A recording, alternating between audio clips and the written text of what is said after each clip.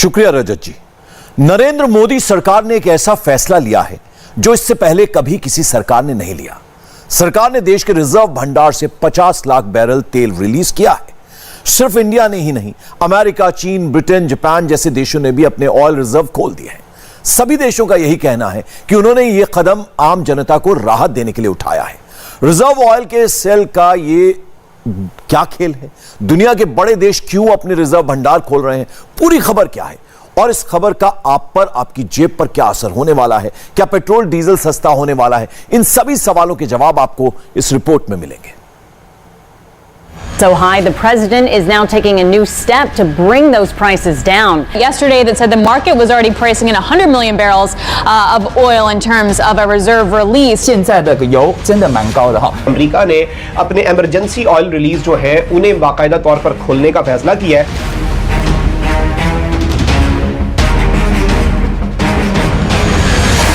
दुनिया के हर देश में इस वक्त यही बड़ी खबर है।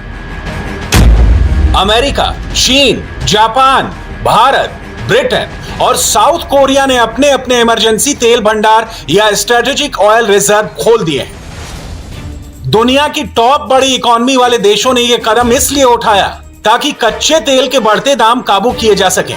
दुनिया भर में तेल के दाम बढ़ रहे हैं। भारत ही नहीं, अमेरिका, यूरोप, चीन और जापान भी तेल के दाम बढ़ने से परेशान है। इसीलिए इन देशों ने अमेरिका के साथ तालमेल करके अपने अपने इमरजेंसी ऑयल रिजर्व से तेल खुले बाजार में रिलीज किया है। भारत ने पहली बार अपने स्ट्रेटेजिक पेट्रोलियम रिजर्व से खुले बाजार में तेल जारी किया है। वहीं अमेरिका और पश्चिमी देशों को करीब 10 साल बाद ऐसा कदम उठाने को मजबूर होना पड़ा है। सभी देशों का मकसद एक है, क्रूड ऑयल के दाम में लगी आग बुझाकर जनता को सस्ता तेल मुहैया कराया जाए। High gas prices. This is a problem, not just here in the United States, but around the world. The price of gasoline has reached record levels recently in Europe and in Asia. In France, at the end of last month, it reached about $7 per gallon.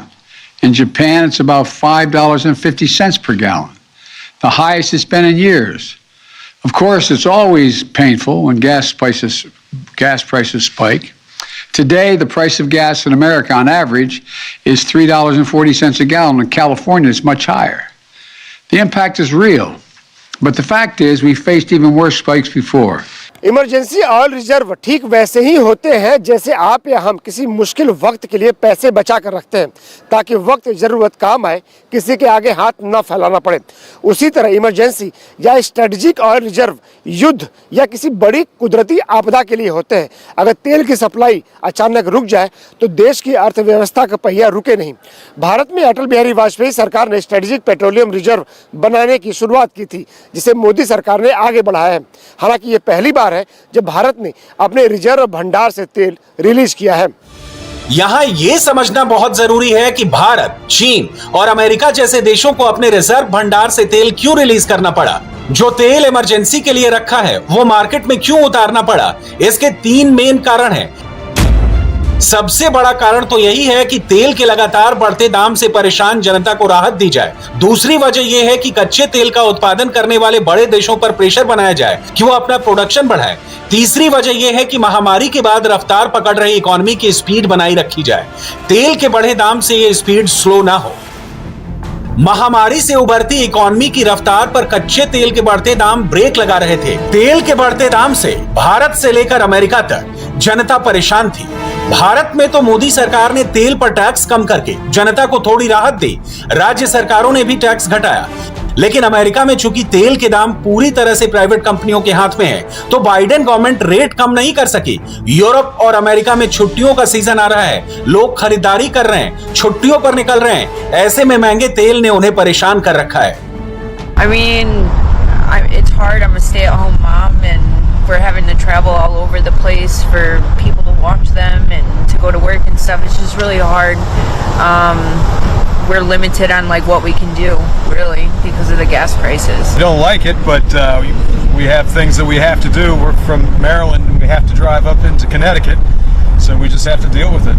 I haven't been driving a lot recently, but I am making a long trip down south for the holiday, so not looking forward to paying a lot for the gas to fill my tank. I don't like it that much. I mean, honestly, going to get gas is kind of annoying. I don't even like to look at the price when I'm done filling up my tank. that's really about it for me. जनता की इसी शिकायत को दूर करने के लिए अमेरिकी सरकार ने भारत, चीन, ब्रिटेन, जापान और साउथ कोरिया के साथ मिलकर इमरजेंसी भंडार से कच्चा तेल मार्केट में रिलीज किया है।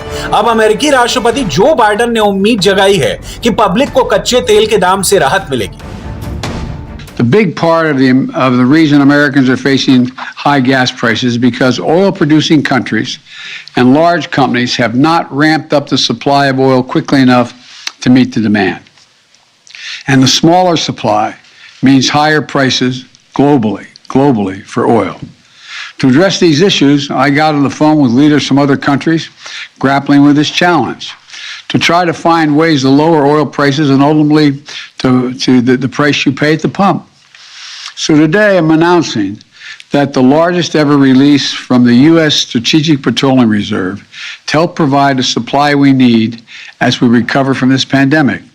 In addition, I brought together other nations to contribute to the solution. India, Japan, the Republic of Korea, and the United Kingdom have agreed to release additional oil from their reserves, and China may do more as well. America ने अपने strategic petroleum reserve से करीब 5 crore barrel कच्चा तेल market में release किया है। वहीं भारत सरकार ने 50 लाख बैरल कच्चा तेल कंपनियों के मार्केट में रिलीज किया है, तो ब्रिटेन ने भी 15 लाख बैरल तेल अपने ऑयल रिजर्व से जारी करने का फैसला किया है।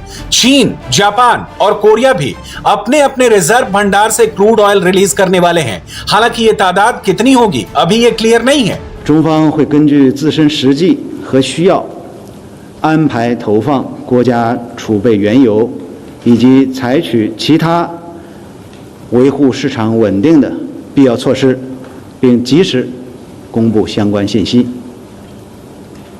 中方注意到，近期主要消费国采取释放储备行动，以应对市场波动和变化。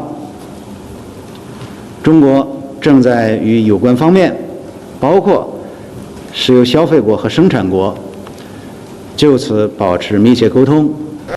इन देशों को उम्मीद है कि रिजर्व भंडार खोलने से तेल के दाम घटेंगे, लेकिन तेल के कारोबार के इंटरनेशनल एक्सपर्ट कह रहे हैं कि इससे फौरी फायदा भले हो जाए। बहुत दिनों तक तेल के दाम सिर्फ इस कदम से कम नहीं रखे जा सकते हैं। ये मामला डिमांड और सप्लाई का है। असल में दुनिया भर में तेल के दाम तय करने में दो सबसे बड़े फैक्टर होते हैं, डिमांड और सप्लाई। तेल दुनिया का सबसे बड़ा ईंधन है, इकोनॉमी इसी से चलती है, तो तेल दुनिया के हर देश की ज़रूरत है।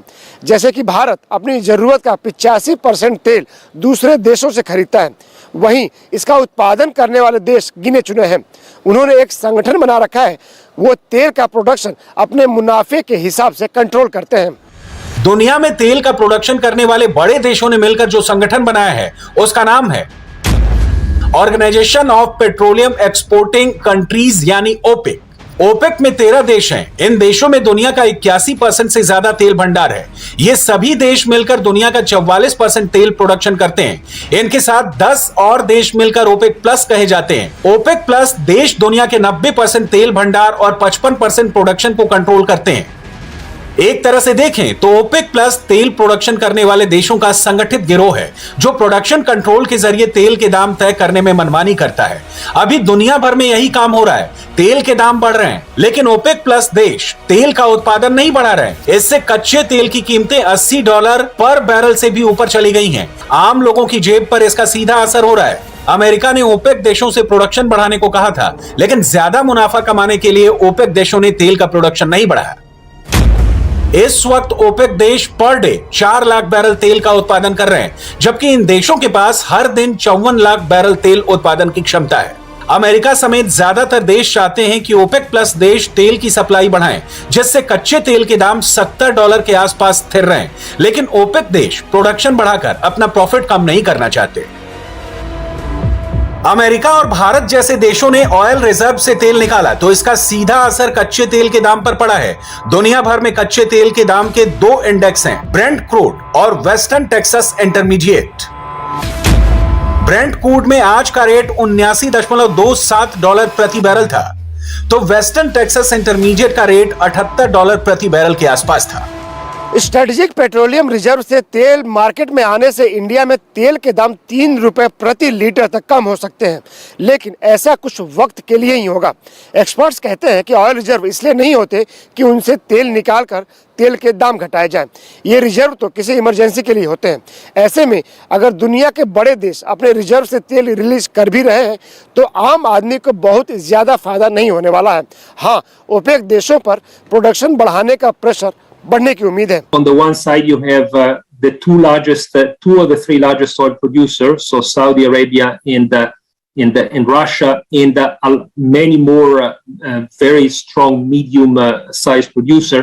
And on the other side, you have amongst the largest oil importer, Europe, the United States, and China, which depend on OPEC for their imports. So the only thing that they can put on the plate is the petroleum reserve, the strategic petroleum reserve, which are significant, but they are definitely limited and finite.